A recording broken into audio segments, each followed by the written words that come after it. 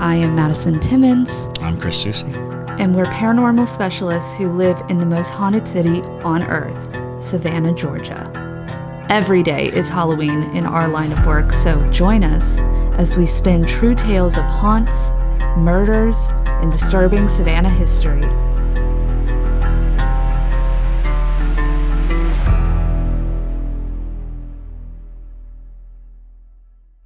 I'm Madison. I'm Chris. And welcome to the most haunted city on earth.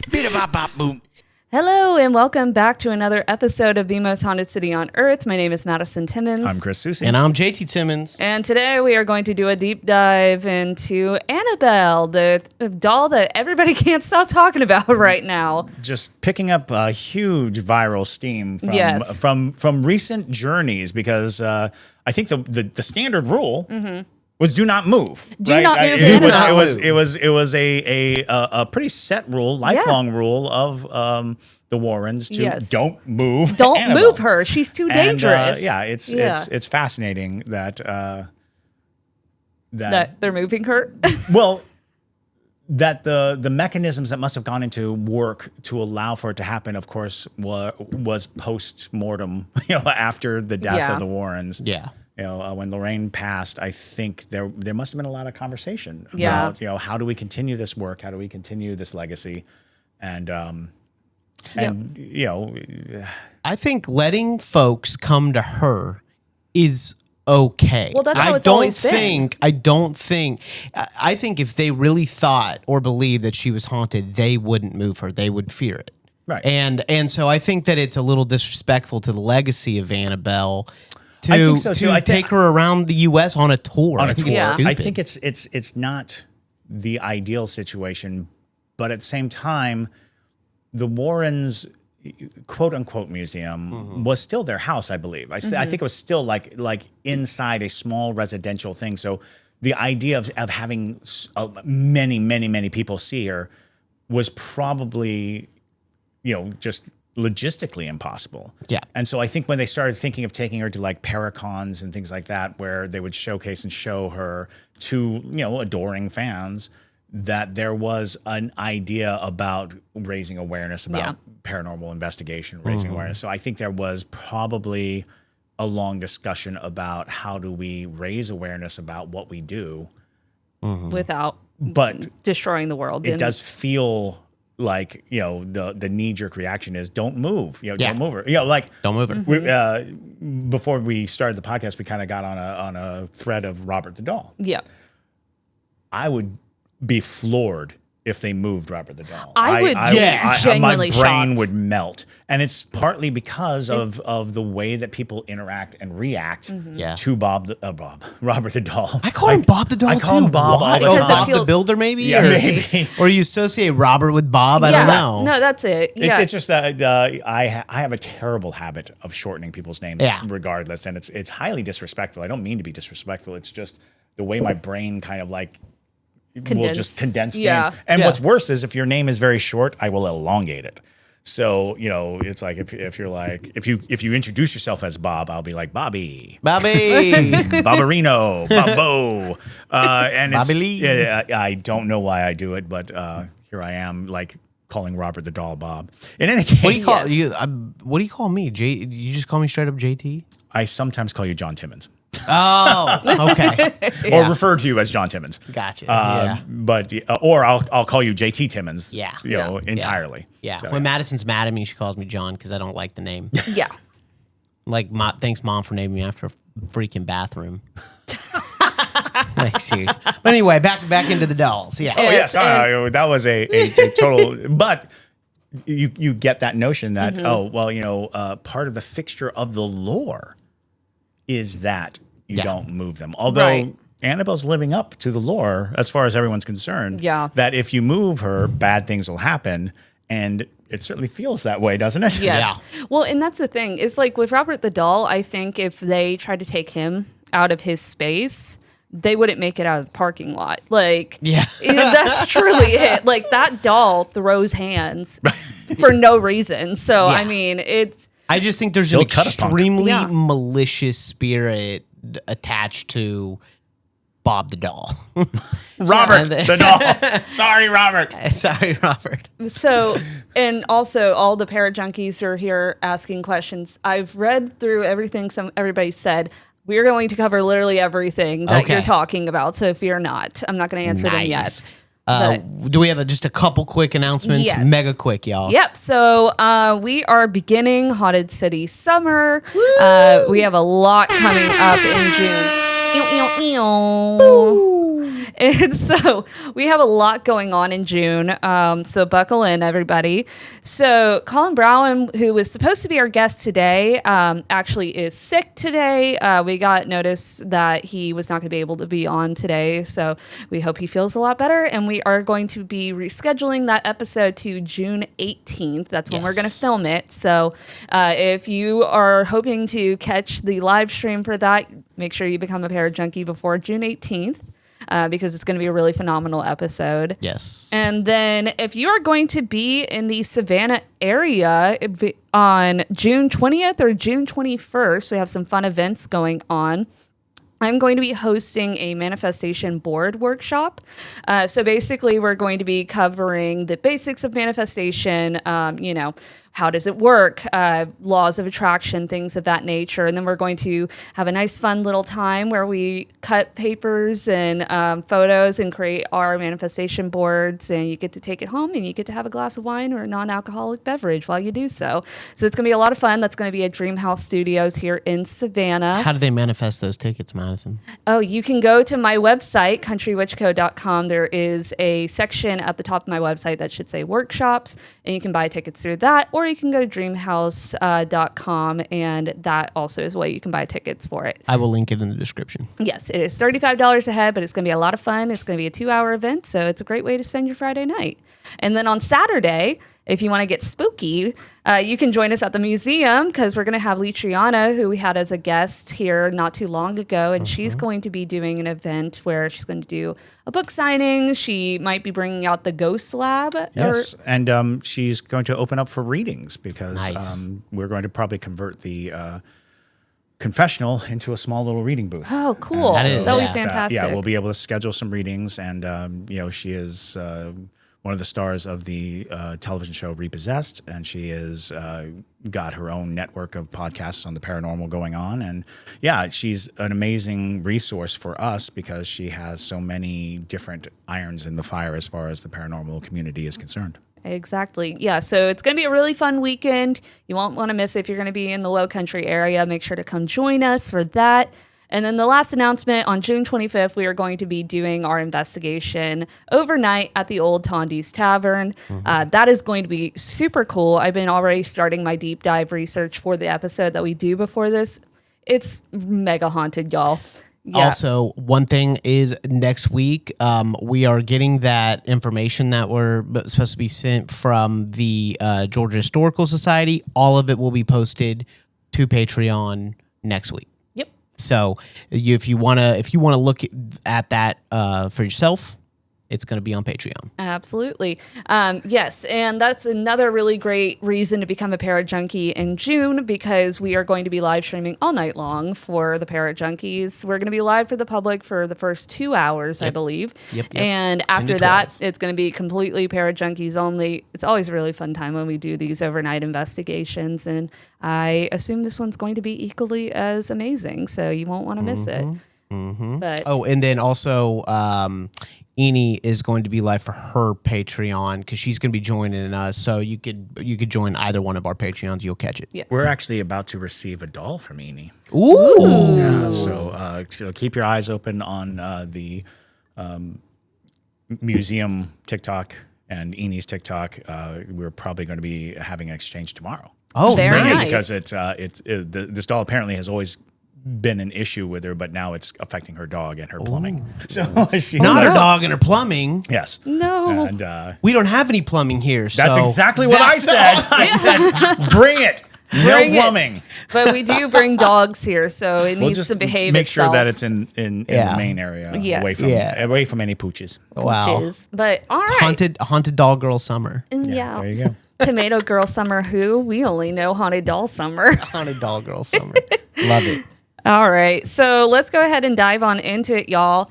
So I have photos that'll be inserted later, I'm sure. JT, if you want to pull up my notes, you can get my photos there. But let's talk about the lore of everyone's most feared toy. Woo!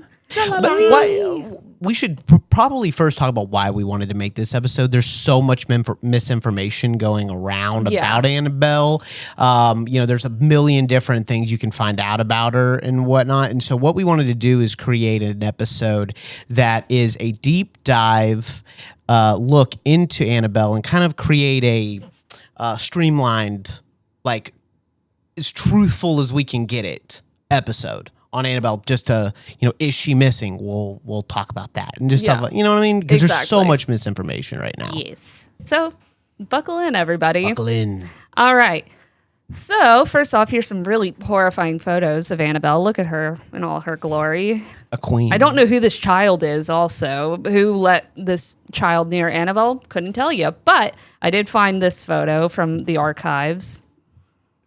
It's very weird. Yeah. So, and it's one of those things that a lot of people probably don't know is that the original Raggedy Ann dolls were giant. Yes. They were the size of about a 4 or 5 year old.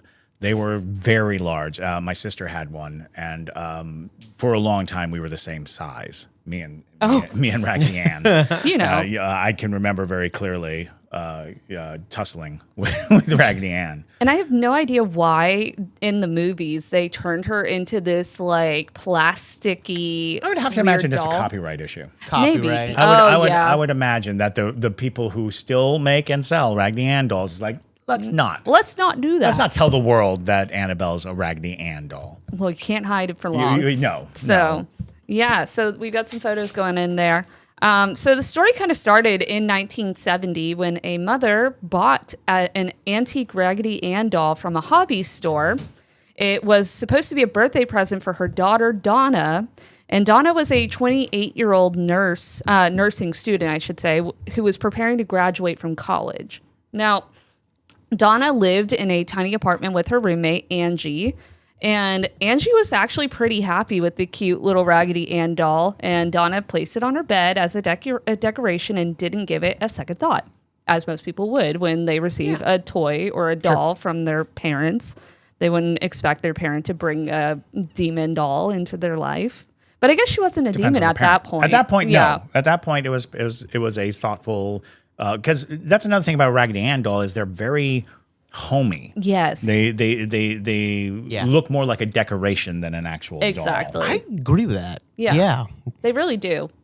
Because she doesn't give the vibe of, she's so snuggly. She gives the vibe of she needs to sit over there next to the jugs.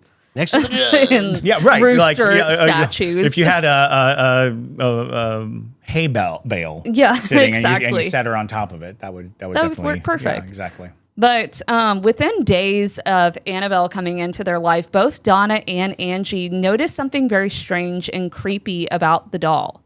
The doll seemingly, by magic, moved around the house, which is never a good sign, truly.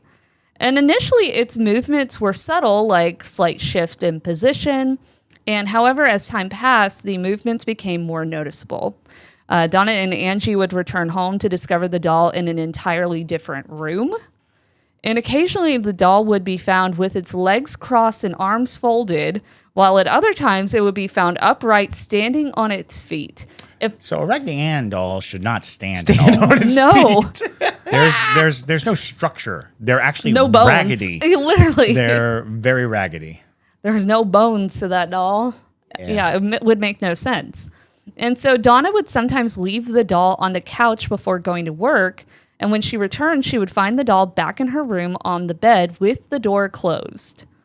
And Annabelle the doll not only moved, but could write as well. That should have been like number one red flag. Yeah. If your doll is writing to you, maybe don't. Yeah. That is grounds for eviction. Yeah. And so about a month into their experiences, Donna and Angie began to find messages on parchment paper that read, "Help us" and "Help Lou." Lou is their friend. And so we'll talk about Lou in just a second. But Lucifer. Exactly. That's what I was thinking. Literally. Frenchie said literally red flags. Truly. Yeah. Like her red hair. And Applejack said Triangle Annabelle nose. be given unnecessary eye contact at times. She really does. She's pretty stressful to acknowledge. But the handwriting was it was written by a small child, which made the creepy part of the messages not the wording, but the way they were written. Sure.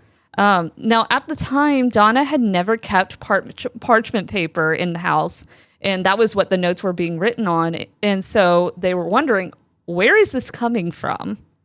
And so one night, Donna returned home to find the doll had moved again, this time resting on her bed. And Donna had come to realize that this was typical of the doll, but somehow she sensed that this time something was amiss. A wave of fear washed over her as she examined the doll and noticed blood-like stains on the back of its hands and chest. Oh. That doll is immediately leaving my presence if it has blood out of nowhere on it. Literally. But out of nowhere, a liquidy red substance started to appear more on the doll. Terrified and desperate, Donna and Angie realized that they needed expert advice. So, facing this uncertainty, they sought guidance from a medium who decided to lead a seance. Now, during the seance, Donna was introduced to the spirit of Annabelle Higgins, and the medium shared the story of Annabelle with Donna and Angie. Annabelle was a young girl who lived on the property before apartments were built. Those were what Annabelle referred to as happy times. And a young girl, only 7 years old, was discovered dead in the field that now houses the apartment complex. Wow. Yeah. Whoa. And that is true. That has been fact-checked. They've found Annabelle Higgins. So that is, she might have been picking that up, but something was sending her little red herrings, if you will. But with that, though, despite all of that, they were deciding that she was making them feel comfortable with the idea of Annabelle, and they wanted her to stay with them and be loved. So, feeling compassion for Annabelle in her story, Donna gave her permission to inhabit the doll and stay with them. Which you should never do. This is a very intriguing sidebar to take, is that a lot of people have those questions as well. Why are there so many haunted dolls? And why are dolls always so haunting? Why are they so creepy? And a lot of it we've discussed is about how dolls are oftentimes treated. We speak to them, we interact with them, we move them around, we give them kind of a human attention, and that's very alluring to spirits. Mm-hmm. But the act of inviting spirits to house any object does increase its likability of being haunted. We actually had a small Raggedy Ann doll here in the museum over the weekend that made me very woozy every time I was near it. Awful. And the story behind that was a woman, having heard the Annabelle story, decided that she would go to every haunted location she could find and literally invite every spirit, any spirit. If she saw it on TV, she would talk to the TV and be like, come into this doll, come into this doll. She was trying her best to pull spirits into this vessel, and then after a while she couldn't stand to be near it. It got so oppressive to have it in her house that she finally gave it up. And it's one of those things where it's like, the pathways to possession, or the pathways for a spirit to get to something, oftentimes is inviting them in, which is a constant in almost every folklore. Is that invitation? If you are offering, if you, the living, are offering a spirit an invitation, that gives them more power over you, right? Especially. Do you have a video of her on your TikTok, on the museum's TikTok?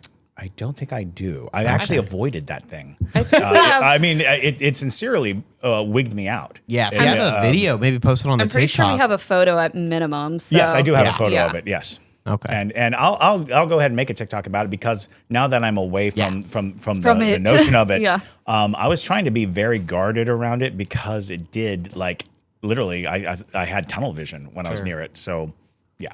And what's the TikTok again? It's Savannah Paranormal It's the Savannah Museum? Paranormal Museum. Cool. And Savannah Paranormal Museum is all of our social media, which is a chore to type in. Fair enough. So I'm sorry. But yeah, I mean, I don't know why anybody would hear this story and be like, I want to emulate that. But for some reason, they did. People get obsessed. They It's do. just Get about obsessed. obsession. You really want to have that experience, Yeah. and it's easy. It's a slippery slope. If you get the notion that you could maybe get a little, you start thinking you can get a lot. Yeah. That's true. Yep. And so going back to the aforementioned Lou, who, if I heard that some doll pulled my name out of the ether and was referring to help Lou, No. I would not be going around that apartment anytime soon. But Lou had a different feeling about that. So Lou, Donna, and Angie had been friends since the day the doll arrived. However, Lou had never been fond of it and had warned Donna on several occasions that it was evil and should be thrown away. Damn. Yeah. And despite Lou's warnings, Donna had a compassionate attachment to the doll and didn't give much credence to Lou's feelings, so it remained with them. Donna's decision turned out to be a terrible mistake, as we all know. Lou awoke one night from a deep sleep, panicking. And once again, he had a recurring bad dream. And this time, however, something felt different. It was as if he was awake but unable to move, so that's sleep paralysis sort of situation. And he looked around the room but couldn't find anything unusual. Then something extraordinary happened.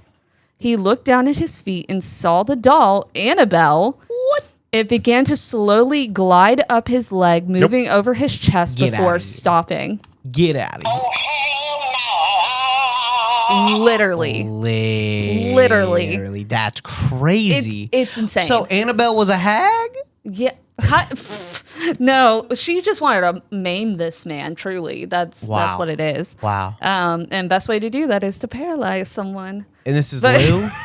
Huh? This is Lou? This is Yeah, Lou. this Wow. is Lou, who she was already Yeah, yeah. referencing. So She doesn't like that she took her daddy's name.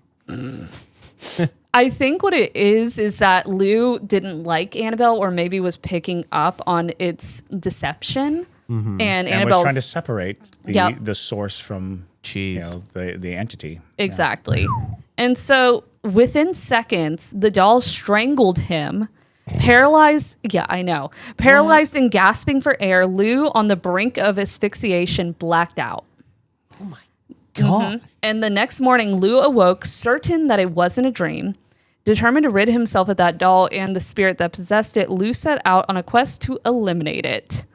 Lou, however, would not have one more terrifying encounter with Annabelle. The next day, as Lou and Angie prepared for a road trip, they were reading over maps alone in Lou's apartment. The apartment seemed eerily quiet, and suddenly rustling sounds coming from Donna's room made them fearful that someone might have broken into the apartment.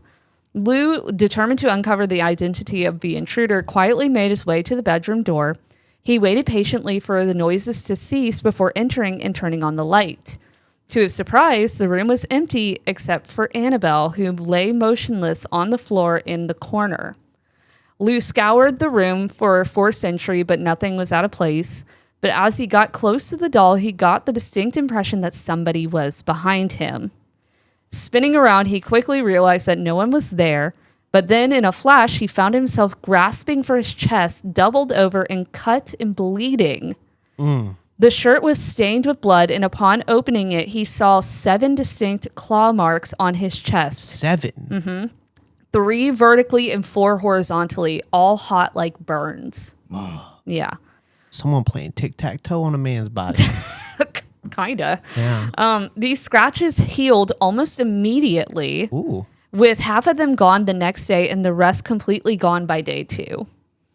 And Donna finally came to believe that the spirit in the house was not that of a young girl, but inhuman and demonic in nature.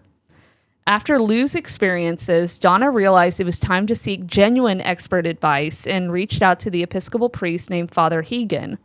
Father Hegan, believing it to be a spiritual matter, sought guidance from a higher authority within the church. He promptly contacted Father Cook, who promptly informed the Warrens. So it was like a chain of Sure. Who's going to handle this the best. Right. And so here's a photo of Ed and Lorraine Warren with Annabelle. And notice they put a sign on it saying, warning, positively do not open. Don't open it. And so Ed and Lorraine Warren were immediately captivated by the case and reached out to Donna regarding the doll. After conversing with Donna, Angie, and Lou, the Warrens firmly concluded that the doll itself was not possessed, but rather manipulated by an inhuman presence.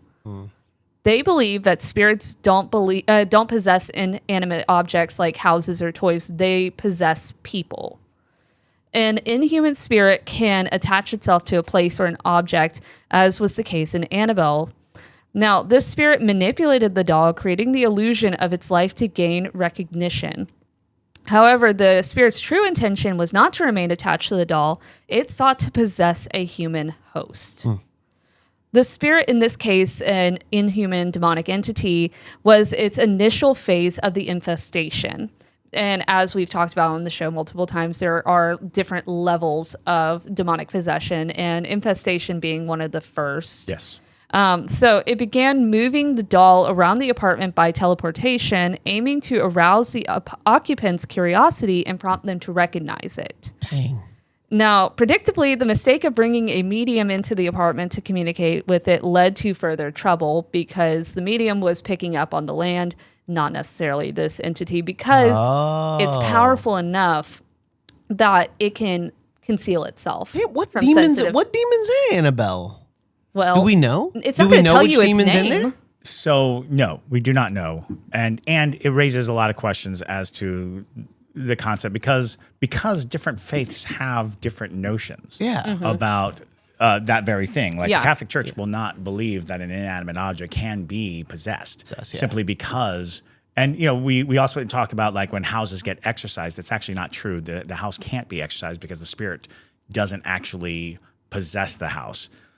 Houses get blessed, houses get cleansed, but the exorcism is removing from the body. But in a broader sense, it's literally removing a spirit, not removing from a body. And so you get all these tiers of information. And so then you have to start, because then within the church, because like churches have very specialized language. Like the Catholic Church does not admit to the existence of ghosts at all. There's no such thing to them. Which is fascinating because they have probably compiled the most extensive, a catalog of ghost stories. literally in history. No, literally. But because of that firm belief that the spirit, when we die, cannot communicate back, that any communication with a formerly living person is actually either through angel or through devil. And it's like, well, that doesn't necessarily jive with most people's experience or belief. That doesn't really fit with a lot of things that people have experienced. But because it's dogmatic, we find ourselves always coming back. So it comes back to the idea, well, is this a doll with a demon inside? So she's running around because it's the body of the demon. And the way they have to explain it is, no, it's more like a puppet. And the demon is puppeteering the doll. And then the question is, does that matter? It's like at this point, it no longer matters whether the doll, if the demon's sitting in the doll or the demon's like hanging out above it. It's an attachment, right? The demon's attached. And what do we do? But it's because we get stuck in semantics. We get stuck in the conversation, and the conversation actually deters from action. Hence, who the demon is. The scary thing about demons is if they identify themselves, 9 times out of 10, they'll be lying. Because when you know a demon's name, you have dominion over them. You have the ability to cast them out. But the flip side of that is every time you say the demon's name, it emboldens and gets more powerful. It becomes more oppressive and it can do more damage. So it's a double-edged sword. Searching out the name of a demon is I need to have it in order to do combat with it. But the moment I utter it, you're acknowledging. I'm also giving it. So we have no idea what is inhabiting this doll and I what mean- makes it. And It's more got to than- be a powerful one. Well, Yeah. absolutely. Like- but I mean, the thing is even if they do know what it is, Ed and Lorraine Warren would never Yeah. put that out there. Yeah. They were very. I mean, Ed Warren was one of the, I think, is the only person ordained by the Catholic Church to perform this level of like exorcism. A civilian, yeah. A civilian, yeah. Non-clergy. Exactly. Yeah. So that's a pretty high status. He's not going to ruin that by just sure. letting loose the name of the demon. But yeah, and also just remember all of that as you hear the Warrens' take on this, And we've because also talked about in the past that children ghosts have unruly powers, that's because true. they are unbridled. They do not have the same conditioning that an adult ghost had by living a life, by being raised and by being taught. So a 7-year-old who is a spirit who can get very, if you've ever tried to negotiate with a 7-year-old, you'll know that the stubbornness and the cruelty that they can turn Yes. to without anything. So it's like, if you're an unchecked spirit with the sensibilities of a 7-year-old, the concept of you behaving demonically or having demonic-like inclinations, that's reasonable, because you have all this metaphysical, supernatural power, but the sensibilities of a 7-year-old. And that might easily be impressionable as, well, that's demonic. right. Because kids can be super cruel when you deny them what they want. That's very true. Absolutely. And so, basically, with all of that being said, demonic referring to a negative spirit, basically they went on a mission of sorts to cause, this spirit did at least, to cause manifesting of negative occurrences. It instilled fear through the peculiar movements of the doll, manifested disturbing handwriting, and symbolically dripping blood on it. Ultimately, though, it did attack Lou, leaving behind the symbolic mark of the beast, is at least what the Warrens believed. And the next stage of the infestation phenomena would have been complete human possession. Right. If these experiences had persisted for another 2 or 3 weeks, the spirit would have completely possessed the house, potentially harming or killing one or all of the occupants. And at the conclusion of the investigation, the Warrens felt it appropriate to have a recitation of an exorcism blessing by Father Cook to cleanse the apartment. And it was the Episcopal blessing of the home, is a wordy 7-page document that is distinctly positive in nature. Rather than specifically expelling evil entities from the dwelling, the emphasis is instead directed toward filling the home with the power of the positive and of God, which is a direct quote of Ed Warren. Yep. So, at Donna's request, and as an additional precaution against the phenomena ever happening in the house again, the Warrens took the large Raggedy Ann doll with them when they left. Father Cook, though, uncomfortable with his role as an exorcist, agreed to perform the 7-page rite of exorcism. He recited the doctrine throughout the apartment, and the Warrens were confident that the entity would no longer reside there. They agreed to take the Raggedy Ann doll back home with them, and upon leaving Ed, he placed the doll in the backseat and agreed not to take the interstate in case the inhuman spirit still resided within it. Dang. His suspicions were soon confirmed, as the Warrens felt themselves the target of a vicious hatred. At every perilous curve, the car veered and stalled, causing the power steering and the brakes to fail with every turn. The car repeatedly teetered on the brink of collision. And that's them driving home with Annabelle. So Ed reached into the backseat of his black bag, pulled out a vial of holy water, and doused the doll, making the sign of the cross over it. The disturbances ceased instantly, and the Warrens arrived home safely. And there is a photo of Lorraine Warren walking out with Annabelle. And after the Warrens returned home, Ed placed the doll in a chair next to his desk. Initially, the doll levitated several times before seemingly falling motionless. However, over the next few weeks, it began appearing in various rooms of the house.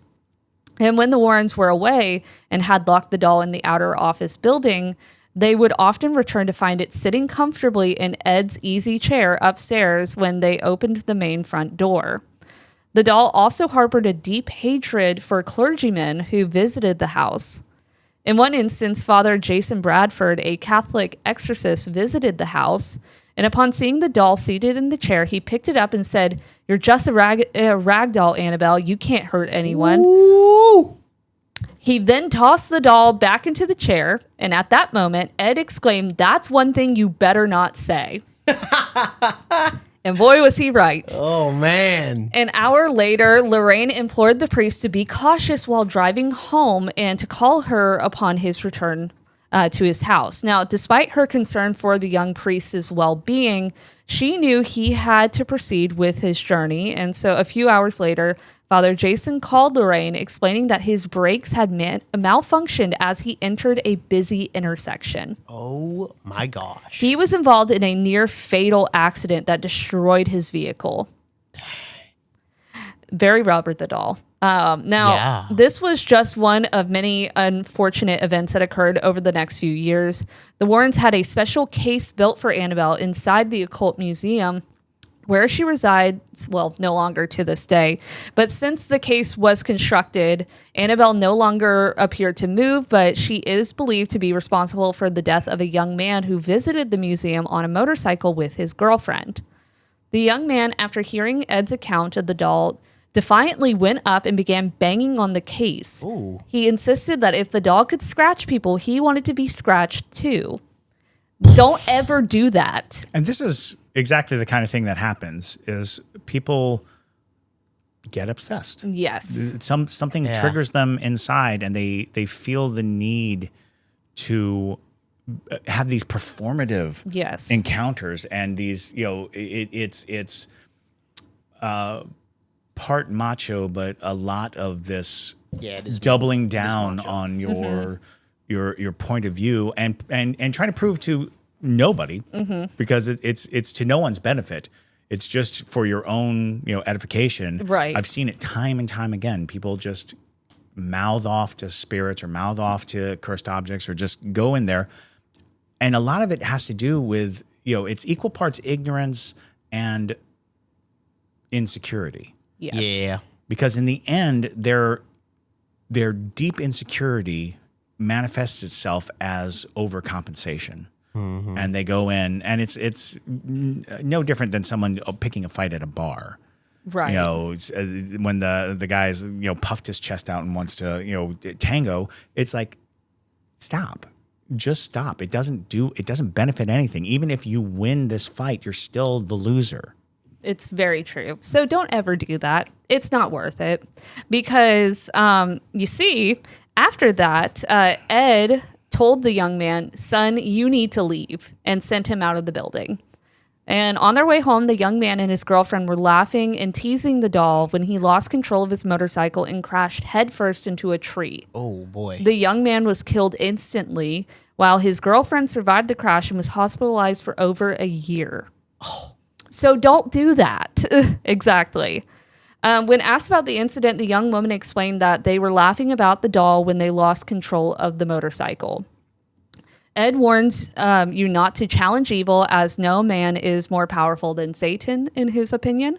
And Annabelle had been confined to the Warren Occult Museum for the longest time, until now. Until recently. And Annabelle goes on tour. Annabelle goes on tour. And so... It's her Eras tour. It is her Eras tour, but her eras of death. Now... That's what the Parajunkie said. Is that really what they said? Yeah, they said... it was... Mylea said Annabelle's Eras tour on dead. Yeah, literally. And so she is currently on the U.S. because she's going to go to other continents after this, which is very concerning. She's currently on the U.S. part of the touring exhibit. I do not want to be on a plane with Annabelle. Right? Can you imagine? Right? Going over the Atlantic Ocean with Annabelle? Oh, my God. Driving with her, just doing anything. Literally. And so she is on a touring exhibit called Devils on the Run, which is quite the term, which started in May of this year, so literally this month. And so the event has been organized by the New England Society of Paranormal Research, or NESPR. Here is a photo of Annabelle in her little case. And so the event is hosted in haunted locations all over the country, including haunted inns and historic jails. within locations like New Orleans, Gettysburg, and Rock Island, Illinois. But they miss Savannah. Literally, Like, I know. What the hell is that? I know. I completely agree with you. But so May 8th through the 11th, Annabelle started her tour in Moundsville, West Virginia at the West Virginia State Penitentiary. This event was called WVP Lockdown with Annabelle, which sounds like my nightmare. I don't want to be locked anywhere with that doll, personally. And so the idea was to allow guests to observe Annabelle up close under supervision, as well as investigate the jail at night and hear lectures from paranormal specialists. So then on May 13th through the 14th, she moved to New Orleans, where all hell broke loose. So, which out of all the places she's visiting, that makes the most sense, truly. She was displayed at 809 Royal Street in New Orleans, which is Ghost City Tours' office. And shortly after Annabelle arrived in New Orleans, 10 prisoners escaped from the Orleans Parish prison. And I mean, heard, but they escaped from behind a toilet, and they've been working real hard on that. So, like, I'm not over here saying that's demonic activity. But what are all the coincidences of all of this happening in such a short span of time? That's the question. I hear it. And honestly, one of the things that's very hard to explain is that it is not that the demons are making this happen or it's a demonic situation. It is a conflagration of events that allow us to put it together that way. Mm-hmm.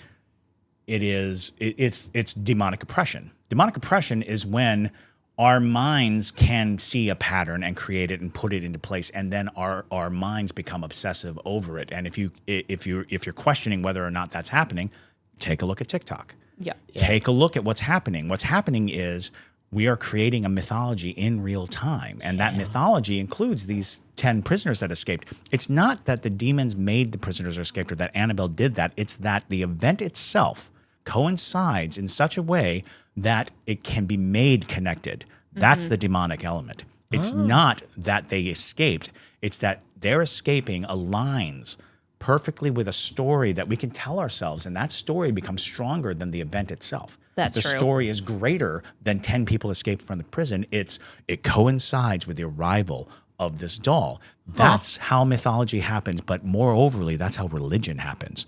That's how belief is structured. And again, if you have any question of how that happens, go back and watch these TikToks where they blame Annabelle for thing after thing after thing, and then it becomes she's missing. She's out there. She's loose. That is the creation of a boogeyman. That's the creation of an egregore, a tulpa. This is how those things happen. So whenever we start talking about things like that, it's we'll look at all of these pieces of a puzzle making a picture for us. That's the demonic part. Yes. The demonic part isn't the individual things that are happening. It's the picture that we all begin to see because people start putting together these elements. And that's the insidious nature of it. Yes, that's very true. It's in Native American culture, it's called the Wittigo, which includes the Wendigo. The Wittigo process is being exposed to quote unquote evil until it changes how you perceive things, and then your mind is evil. Then you're thinking evilly, and then you're infected, as it were, by the influence that comes at you. And it's clear because so many people were spreading these rumors because it fell right on the end. It's like, exactly. That's the corruption. That's the demonic thing. It's not this element and this element and this element. It's like, well, what was the result? The result of all these things being put together was that people started believing a lie, and believing a lie is the greatest victory of evil, any of demon. the demon. Yeah, the Prince of Lies. That's kind of the whole game of it. Exactly. And so the other instance that happened while she was there was the historic Nottoway plantation, which was one of Louisiana's largest plantations, burned to the ground out of nowhere. And then when the flames were extinguished, it reignited, which is insane. That is crazy. And so also citizens that lived near the exhibit reported unusual electrical disturbances, pets acting strangely, and unexplained noises in their homes. And then even though Annabelle was not in the town, it's still linked to her because it was too coinciding with all of this. But on May 19th, Marie Laveau's family home mysteriously caught fire in the kitchen at around 4 a.m. and was extinguished around 6:31 a.m. The fire caused significant damage to the rear half of the house, and the house was only a 4-minute walk from where Annabelle was housed. So, yeah, and I put a screenshot of the path that you could take. She took a nice little stroll down Bourbon Street to Marie Laveau. So then she went to San Antonio to be displayed at the Black Swan Inn. And during this time, that's when rumors spread that Annabelle went missing, which wasn't true. But yeah, they were saying that Annabelle went to Chicago, which I don't quite understand how that became a thing, but nonetheless. Yes. Did Annabelle go missing? No, she did not go missing. She did not go missing. Okay. However, that is what I was kind of getting at. Yeah. Was that the falsehood is the demonic possession. Right. The fact that it was planted and seeded and then spread. That is kind of how it works. That's the subtleness of demonic oppression is you start to believe things that aren't true. You start to believe things without evidence, without anything else. You're just kind of going along with a flow of information, and it's all because it was stacked and presented in such a way that when somebody says she's missing, it's like, well, of course she is. Right. She burned down a plantation and set fire to Mary Laveau and let those prisoners out, because all those things were supported by the narrative. And then all of a sudden, I am oppressed by this idea of this doll, and we're giving her superpowers. We're giving her these immense powers, and that's the danger. Yep. that's the trick. Yeah, Annabelle was never on the lam, but there is one person that you should fear. That is the devil in the Ozarks. If you want to be scared of something that's on the lam, that's who it is. Go look that up. Not Annabelle. Annabelle had actually been taken back to the Warren Occult Museum for that time until her next event. And so Nesper actually put out what the precautions are that they take when traveling with Annabelle. And according to Nesper, Annabelle is never out of sight or unsupervised. That specifically came out after the rumors of Annabelle going missing. The guy who's like running all of this, he took a TikTok video of him with Annabelle, and he's like, she's been here. I've been watching her. So also she constantly has a team that is guarding her, and she is kept in a protective case to prevent any interactions with the public or environment. And a Catholic priest accompanies her on tour to bless her and perform binding ritualist prayers to ensure the public's safety. And guests are not allowed to get super close to her. They view her from a distance to minimize potential contact. Now, I'm going to end this out, though, with her next stop, and that is Gettysburg on July 11th through the 13th at the Soldiers Orphanage Homestead, which I feel like is a very poor decision. Yeah. It's like ground zero kind of situation. Yeah. So maybe we'll make a part 2 of what Annabelle does if she does anything in Gettysburg, because just like New Orleans, I feel like if she's going to act a fool, it's going to be in Gettysburg. Oh, yeah. You know, and so... yeah, we'll see. And if any of y'all listening have tickets and you're planning to go to that event, let us know how it goes. Absolutely. And we would love to know if you had any experiences while you were there. But yeah, so that's kind of everything we have on Annabelle right now. Do I think at least that she caused a lot of these occurrences? Possibly. That's kind of where I am with it. What I was thinking is that if she did, possibly Annabelle could be in the ears of these people taking her around because maybe she was just starved. Maybe maybe it's narcissistic. Maybe whatever's in her is like, take me out there. Oh yeah. So I can do some stuff. Right. So you can think of it as she's charging a battery. Yes. Keep in mind that being still and stagnant and receiving nothing but a very steady existence of stationary, not moving, Yeah. being trapped and locked. And, especially considering that the museum itself closed and people were not visiting with the kind of regularity that they may have at one point, her legend had started to shift to this cinematic version, this plasticky looking, ridiculous looking doll. And you have to recharge her. Exactly. You have to take her out. You have to get people's awareness back because people's awareness reinvigorates the spiritual energy of this doll. And so moving it around definitely causes a stir. Everyone wakes up. Everyone pays attention, and then everyone starts to create this fear mongering and this fear beast. Because honestly, had she shown up and that plantation didn't catch on fire, there would have been something else. Yeah, we would have blamed on Annabelle. There would have been other things that we would have considered.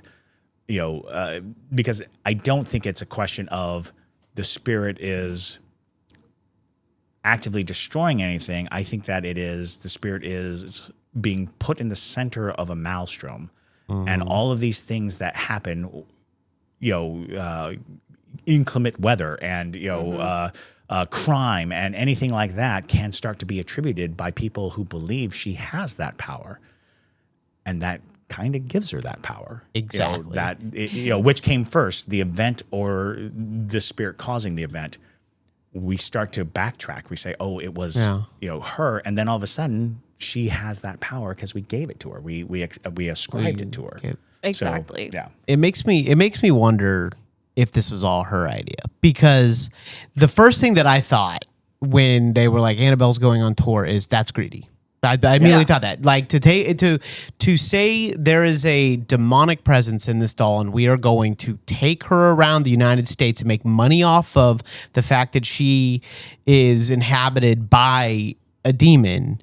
That just sounds greedy and honestly kind of sounds demonic. So I don't know. And again, I have nothing against the Nesper people necessarily. I'm just saying it sounds like her. Here's a very small scale version of that story. Yeah. Emeraldine. Yeah. Well, we were doing an Emeraldine spirit box session, and we were going through all these different modes, and we kind of came to this thing where the conversation leaned towards, do you want out of this case?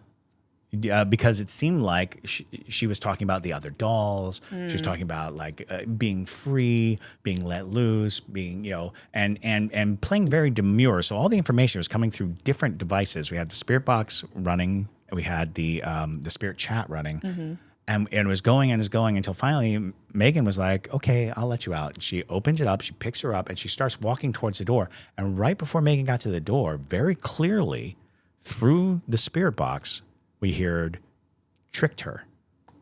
Ooh. And it was like, that's terrifying. Oh, no. That was it. That's what she wanted. She wanted out of the box. She wanted to be taken away from behind the glass. And she played like innocent and like, I'm trapped. I'm alone. I'm lonely. I'm lonely. That was another thing. I was lonely. We kept getting lonely and I'm alone. It's giving black-eyed children outside your door. Is. Right. That's what it's giving. And then right when Megan was just about out the door, it was like tricked her. I was like, oh, man. Yeah, I mean, I think it's just not a good idea. Like, if somebody who contains an entity tells you don't move the doll, Don't move the doll. Don't move the doll. Don't move the doll. That really is it. And it also, another theory of what might have stirred up Annabelle's abilities, if you will, was the amount of people who were outside of the building performing blessings and all sorts of rituals to ward themselves in their city from Annabelle. Like, I've seen so many videos of a woman who's doing a voodoo ritual to expel Annabelle. Right. And I'm like, that, if anything, is just going to rev it up in a lot of ways. So, nonetheless, that's what we have on Annabelle. We might reconvene after Gettysburg if she acts a fool again. But I think she's an interesting story at the base of it, but I do think she needs to be left where she's supposed to be. Yes. So, well, and they went through such trouble because that's something that we didn't mention was that there was a time when Annabelle was just sitting in the Warrens' That's house. true, yeah. She was not in a box. She was not, Yeah. and that's when the priest had his accident. It was because they had yet to contain her. They had yet to Right. put her in the box. The fact that she was, so easily accessible and kind of free to do what she wanted. It wasn't until after she was in the box that they started coming up with these precautions. These definitely do not open. Positively do not open. So with that, though, thank you all so much for listening to this episode. And if you did go to visit Annabelle in New Orleans as well, let us know. I know some of y'all had no interest in going to visit Annabelle, but if you did, let us know what your experience was like. And with that, my name is Madison Timmons. I'm Chris Susi. And stay spooky, y'all.